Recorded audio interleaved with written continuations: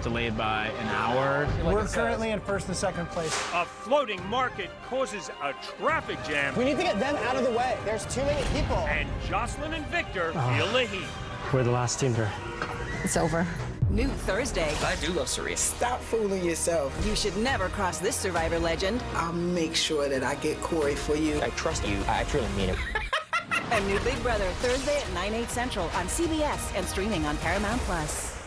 The Challenge USA. New Thursday on CBS and streaming on Paramount Plus. Soup and chili season moves to the front burners this week. I'll show you how we're cooling down in your full forecast. Live from downtown Marquette, it's your 19 News.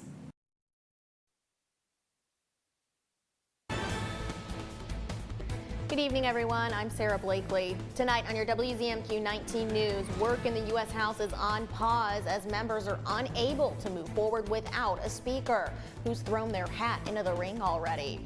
Plus, thousands of healthcare workers go on strike. Why Kaiser Permanente employees are walking off the job. And showcasing artificial intelligence, the three-day event happening at Michigan Tech this week featuring designs from students and faculty. Your 19 News starts now. Live from the UP, this is WZMQ 19 News at 11. Our cooling trend continues in air. I'm still keeping an eye on the radar for those pop-up showers. Oh yeah, we've got pop-up showers on the way. That's going to continue even into our weekend. We could see some isolated thunderstorms. We actually heard thunder just outside the studio a little bit ago and saw some lightning.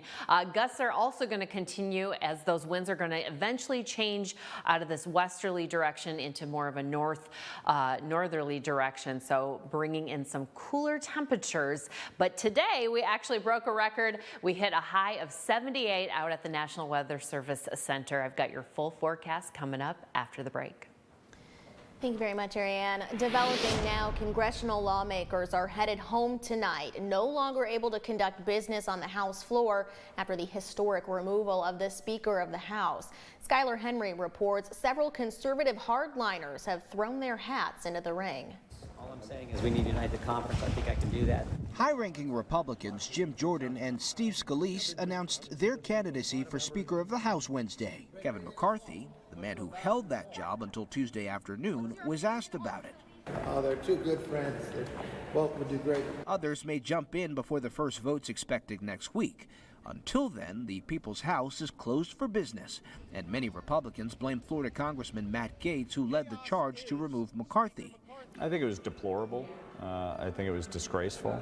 And he put his own petty personal grievances ahead of the country. Gaetz is standing by his decision. The nerve of these establishment Republicans to have to take a week to go have a good cry and then blame us for being the reason that we can't get the work done. All we want to do is the work. The future speaker will have to have the support of at least some of the hardline conservatives who ousted McCarthy.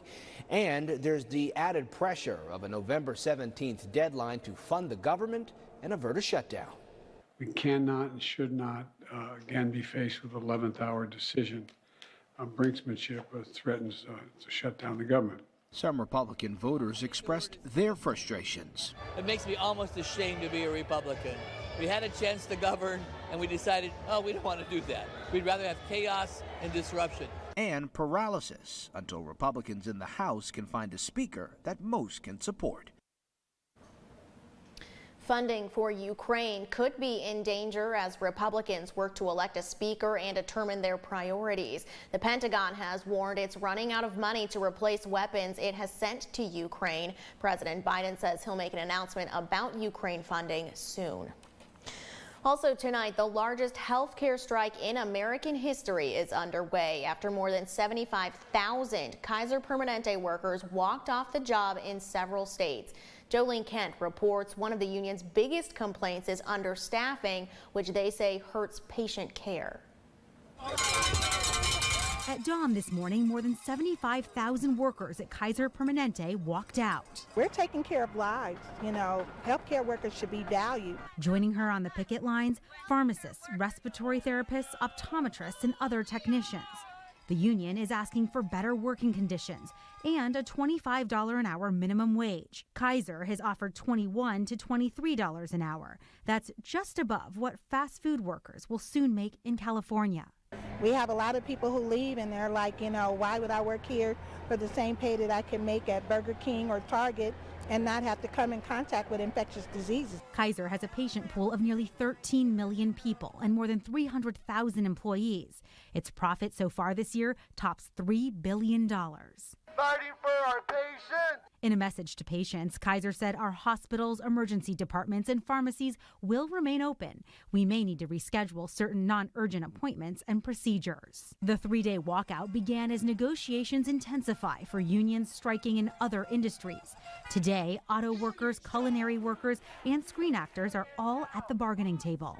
The economic impact has been profound. Strikes around the country so far this year have meant a loss of nearly 7.5 million workdays, the most in a generation. What would you say to a Kaiser executive if you could talk face to face right now? Kaiser, do better for your patients and for your employees. Kaiser Permanente says it leads in total compensation in every market it operates with a great benefits package. Around the UP, a new building on Michigan Tech's campus will soon be the university's first academic building focused solely on research. The HSTEM building is designed with a science on display vision, creating a space where research and technology are able to be viewed from the outside, just walking around campus. Researchers will be able to work together in a shared and flexible space, studying the movement of the human body, kinesthetics, and other applied sciences.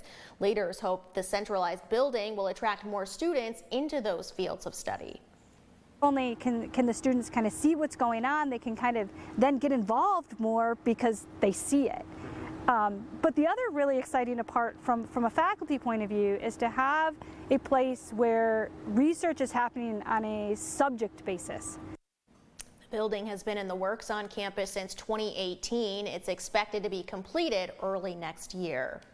Michigan Tech is also hosting a three-day event this week, inviting alumni, faculty, and student leaders to discuss the challenges and effects of artificial intelligence.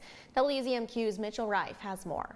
Showcase AI is a unique event allowing students and faculty to show off their work in the field of artificial intelligence. Today started off the three-day event at the Michigan Tech Great Lakes Research Center, where students presented posters and even full-scale designs outlining their AI-related research. Is really an opportunity to showcase everything that we're doing in computing at Michigan Tech, both within the College of Computing, but in all the units at Michigan Tech as well. Dan Furman, who sits as chair of the Department of Applied Computing, says these events give students an opportunity to not only discuss their designs, but also challenges in front of alumni, faculty, and industry leaders. It helps them build their networking skills, their social skills, and also to hone their message about what it is that they're doing in artificial intelligence or in other areas of computing as well. Students were presenting VR headsets designed to streamline manufacturing and even drone technology that's aimed at helping search and rescue teams. Leaders are saying artificial intelligence isn't far in the future, but right at our doorstep, and MTU is pushing to get ahead. For a long time, it was strictly just an academic exercise, and then all of a sudden, it became real and it became profitable.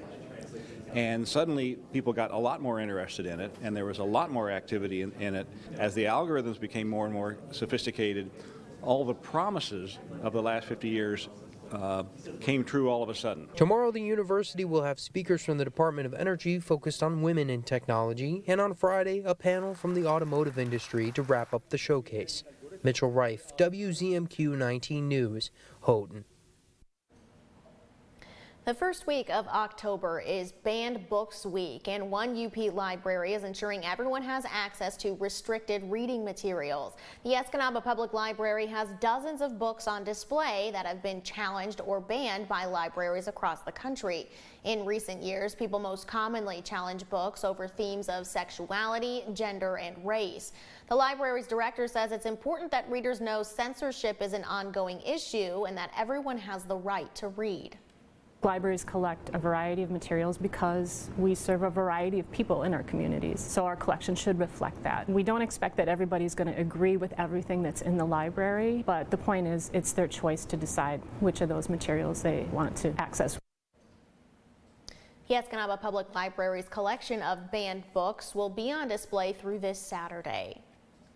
The city of Detroit is closer to completing a new state-of-the-art animal care shelter. And when it opens, the facility will have space to care for almost twice the capacity of the current shelter. Andres Gutierrez is there after touring the shelter's future home.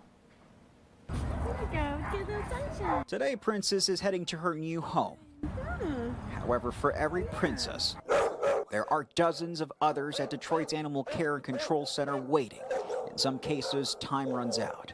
As the shelter grapples with overcrowding, their euthanasia rates are 8% higher than before the pandemic, meaning this year around 2,000 animals will never make it to their forever home. But down the road, work is underway at the new shelter that will double their capacity. When you first come in, it's wide open, clear, inviting. We'll have a new reception desk here to the left where people will introduce you. We also added a couple of rooms where you could meet and play with your dogs. The framing is up in what used to be part of a 15-acre waste facility. Soon they'll be installing more than 200 kennels. So here, down the row, is the clinic area in this corner. So that will be a new clinic office. We have a prep room, surgeon room as well. The amenities are set to provide better care for the animals brought in. That was one thing the staff really wanted, is an enclosed area where they could pull in their trucks and be able to maneuver the dogs while taking them out of the trucks. Currently, the space in their garage is not big enough to be able to do that, so they have to do it outside, and which could be a challenge sometimes. At $6 billion, repurposing the existing building at Ferry and Russell and expanding it is saving the city money, considering the rise in construction costs. And we were working hand in hand with the state to ensure that we were preparing a property or a location that would suit not only our animal control needs, but also be compliant with the state regulations as it pertains to animal control. And so when the new facility does open and all the animals are safely moved over, the plans are that this building will be demolished. The new 30,000 square foot facility is set to open by the end of this year. Your first warning weather forecast is coming up after this break, plus a Kentucky community that went all out for Halloween decorations. We'll show you the Pumpkin Spectacular. And if it seems the lottery winnings have been hitting record jackpots a lot lately, you're right. We talk with a Michigan Lottery spokesperson about what's behind the sky. 19 News is brought to you by Kirkish Furniture. The wait is over. England Furniture's quick shipping is back at Kirkish Furniture. Choose your style and fabric and receive your furniture in as little as 30 days. Browse our in-stock selection or let our staff help you customize the perfect sofa or chair. Plus, 1 year free financing and free delivery. We're back, baby! We're back! Colbert's back with an all-new Late Show, plus Anderson Cooper, tonight on CBS. Going about your business isn't easy these days. Consumer values and tastes are changing. We're here with ideas and information to help your business grow. I need an advertising partner that meets my needs and is invested in my success. I have that partner with TV19. Let us create the right advertising campaign that delivers for your business. Call us now at 906-362-1919. WZMQ works for you. Attention people with Medicare and anyone turning 65. If you have original Medicare, you may be able to get a Medicare Advantage plan with additional benefits. Medicare Advantage plans may include vision coverage, wellness visits, gym membership, meal delivery, and hearing coverage with affordable costs and copay. The call is free. You may even find plans with $0 monthly premiums or $0 copays on certain services or $0 deductibles. Call 800-965-7893 and let Best Medcare do the work for you.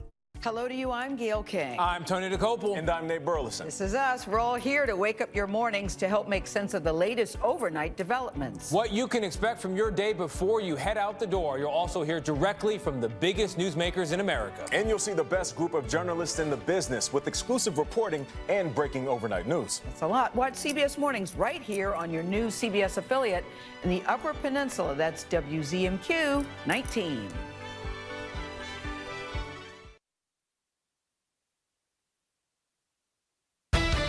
Now, WZMQ 19 News First Warning Weather with Ariane Stasek.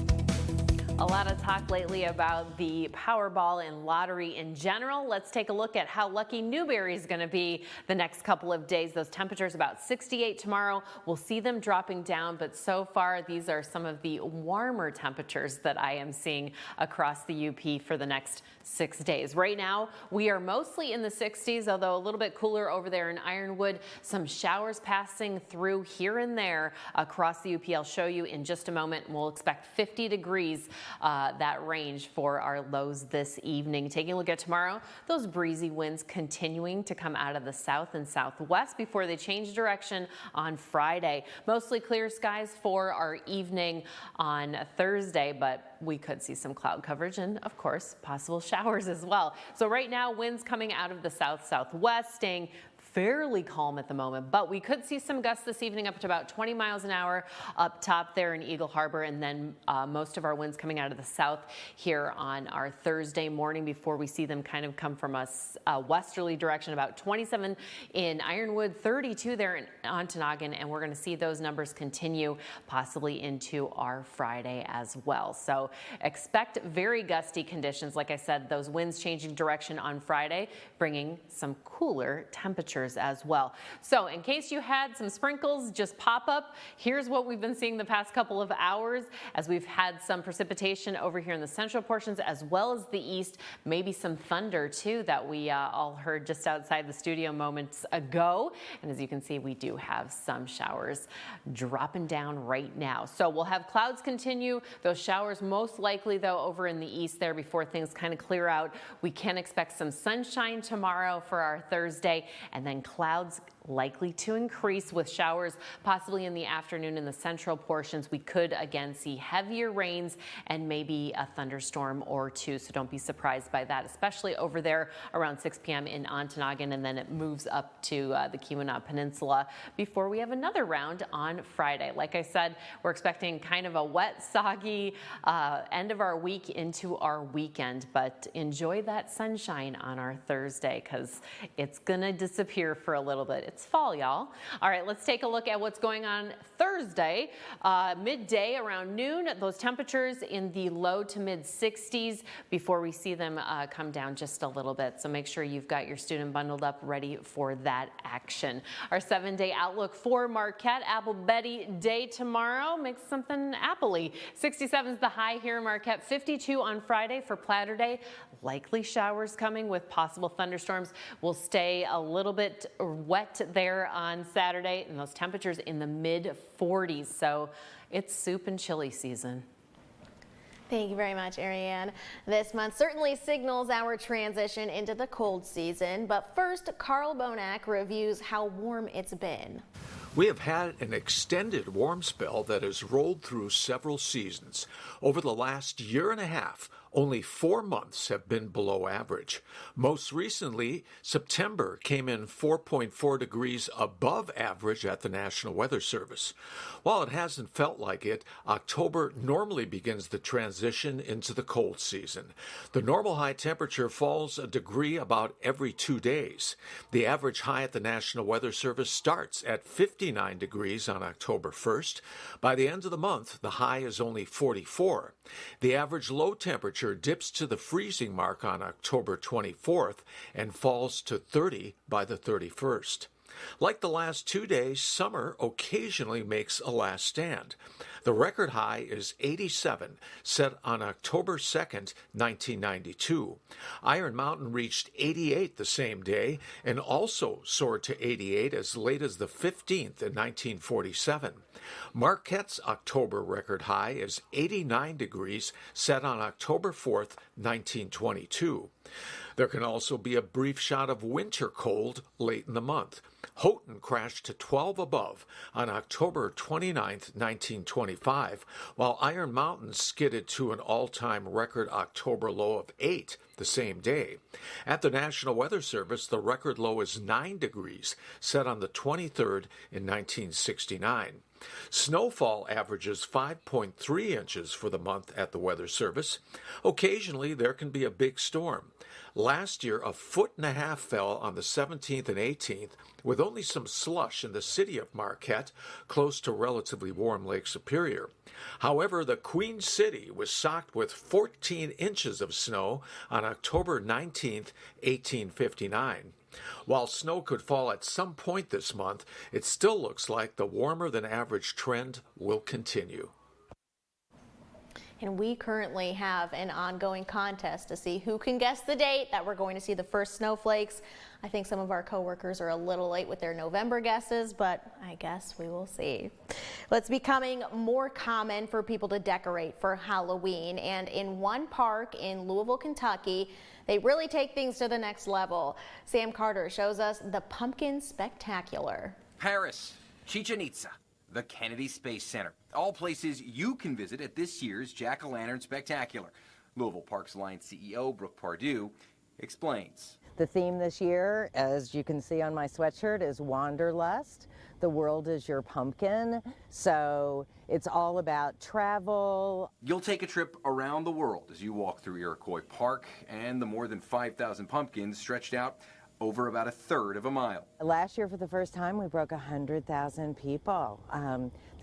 It's really funny because people travel from all over the country to come to this event. Only 35% of the people who come are Louisvillians. All the proceeds from the Jack-o'-lantern Spectacular go to the Parks Alliance and its mission for a more equitable Louisville, one park at a time. It allows us to do great work like the Parks for All action plan that we just released this year, that is a 15-year equity plan to get us where we need to be. That display down there runs all the way through the end of October, of course. Whether you're ready or not, the holiday season is just about upon us, and some retailers are already offering some Black Friday type deals. We'll tell you where after this break.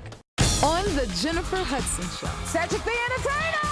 I got little dogs. Brooklyn is like Cardi B. She be like, what's up? Come outside. Plus, the winner of American Ninja Warrior. I always thought I wouldn't be able to walk when I was a kid. Then, knock knock, are you ready to win? The Jennifer Hudson Show, tomorrow at 5 on WZMQ TV CBS, followed by 19 News at 6.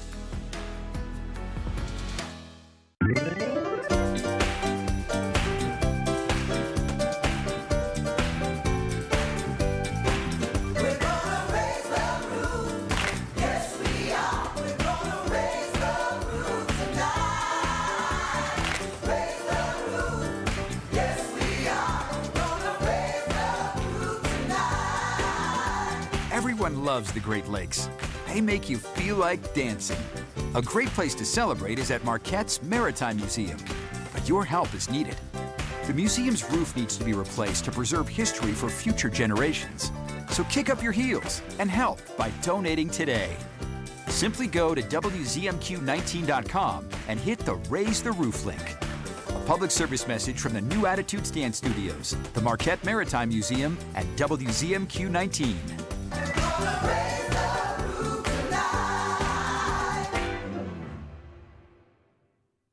Pictionary here on WZMQ TV 19. Mike Baxter, Pioneer. Dad, how do you kill an elk? Wait outside the lodge until last call, then hit it with a tire. And Legend. I have a 60-year-old truck and a 30-year-old marriage. You should be happy that I am stuck in my old ways. I do love that truck. No wonder he's the last man standing. WZMQ, home to CBS, The Talk, and 19 News. You're watching the award-winning WZMQ 19 News, live and local with Sarah Blakely. The Powerball jackpot has now reached $1.2 billion. That total is just the third largest in the game's history.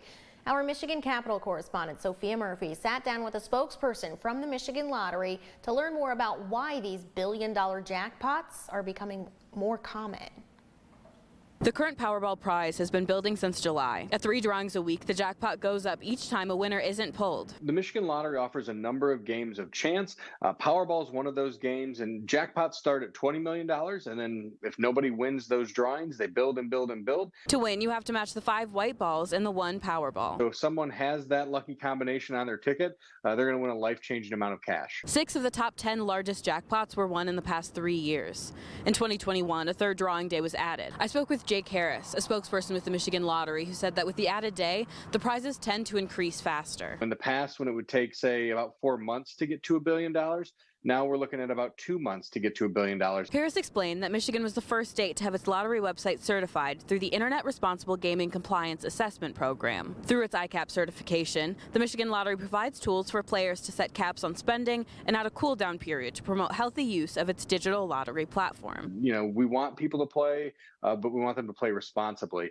And, you know, there are resources for those who feel like they may have a problem. With the money from ticket purchases, the Michigan Lottery also contributes to its prize pool and a public school aid fund. When you're buying a lottery ticket, you know, that dollar is broken up with about 61 cents going to players, about 25 cents or so going to the school aid fund, about 9 cents to the retailers that are selling those tickets. During the 2023 fiscal year, more than $1 billion was raised for the school aid fund through the Michigan Lottery for the 5th year in a row. If no one matches tonight's Powerball numbers, the next drawing will be Saturday at 11:59 p.m., pushing the winnings closer to breaking the $2 billion record. From Michigan's capital, Sophia Murphy, WZMQ 19 News. Well, fall just started, but many retailers are already offering Black Friday type discounts. Michael George tells us about the push to get holiday shoppers. Anthony Kozak didn't come to Target to shop for holiday gifts. It's not even Thanksgiving. Halloween? What are we talking about? October. He was surprised to learn holiday deals are already here. Target's Circle Week is offering big discounts for Circle members through Saturday. Now that you know they're offering deals, would you do some of your holiday shopping early? Of course. Who's not looking for a good deal? Got to save money wherever we can. Target isn't the only retailer offering big savings. Next week is Walmart's Deals Holiday Kickoff, with sales on thousands of items. And Amazon, which held a Prime Day in the summer, is also offering big deal days October 10th and 11th. And these deals are expected to attract plenty of customers. A recent survey from Bankrate found 50% of people plan to buy holiday gifts before Halloween. We've seen that, that holiday shopping has been kicking off earlier and earlier every year. Samantha Gordon is the deals editor at Consumer Reports and says people buying now should check the return policy and always look to see if what you purchase drops in price. So a lot of retailers have this policy where if you buy something and it goes on sale a few days later, you can reach out to customer service and get refunded the partial difference. Gordon says if you can't take advantage of these October deals, don't worry. And what will happen after that sale is over is a lot of the prices will return to normal for a few weeks and then they'll drop back down again. The next big price drop will be in November around Black Friday, a more traditional time for holiday shopping. We will continue to cool down over the next few days with chances of more pop-up showers still possible. Brianne has the outlook on the way. And a Las Vegas icon lights up for Halloween. The Sphere is our final story after this.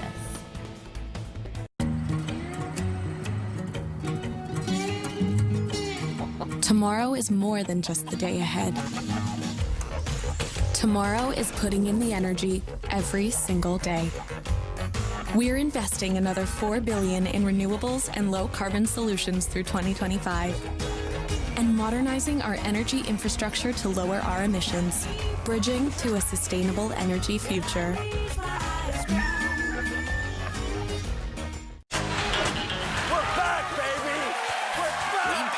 Colbert's back with an all-new Late Show, plus Anderson Cooper, tonight on CBS. Escanaba and Delta County, home to beautiful beaches, Lake Michigan, lighthouses, pretty parks, and great people. It's why so many are proud to say, this is home. I'm Lily Simmons. I'll show you what's happening here every day.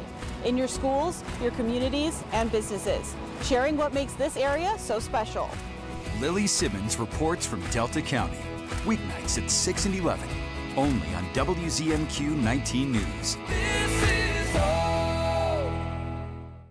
Now more than ever, you need to know what's happening here in Washington. Decisions affecting your life by the people you set here.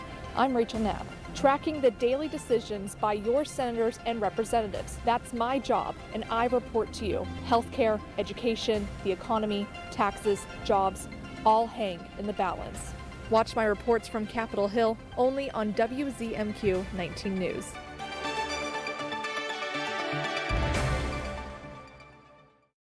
Watching Andy Griffith has one result. Makes you feel good, don't it?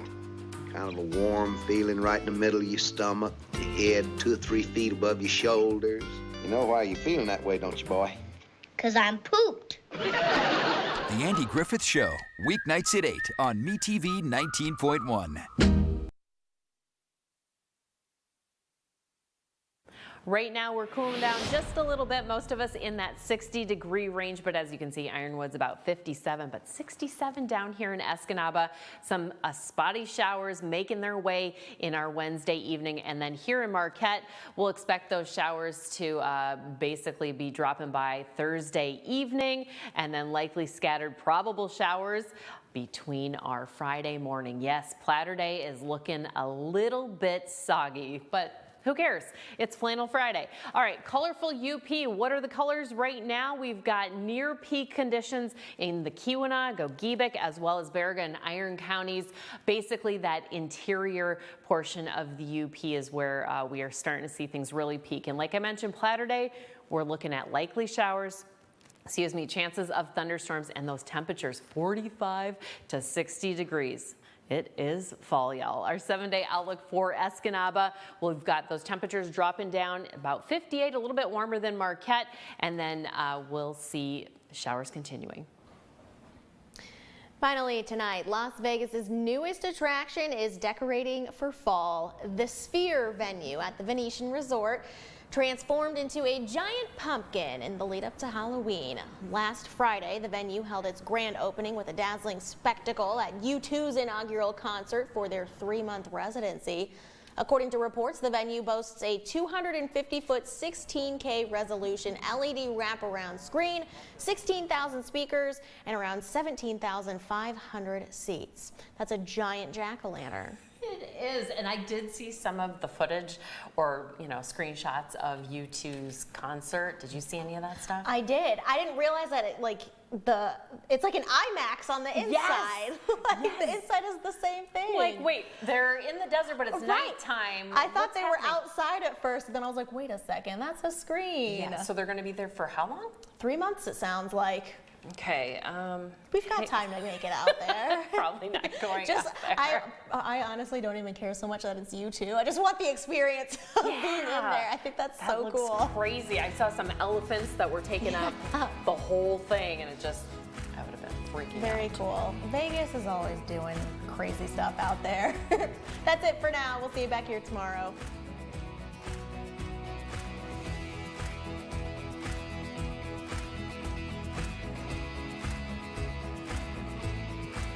Shop hundreds of Lazy Boys at Kirkish Furniture in Houghton. Kick back in comfort in an industry-leading recliner. Choose from all fabrics, colors, and sizes with prices starting as low as $4.99 plus free delivery. Shop Kirkish Furniture in Houghton today.